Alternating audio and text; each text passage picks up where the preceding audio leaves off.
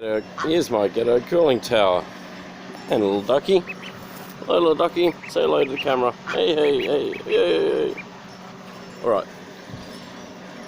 Okay, so there's a pump in the bottom there, which pumps water through radiator at the back, out of the radiator into a nozzle which sprays water down.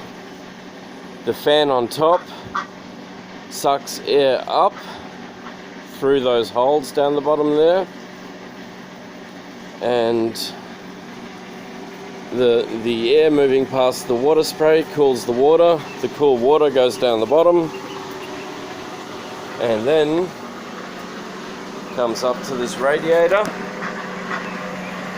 which has got a little fan behind it.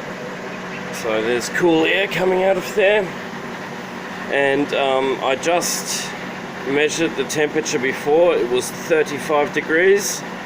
We're in Australia after all, and it is now down to 24.7. So more than 10 degree difference. Alright.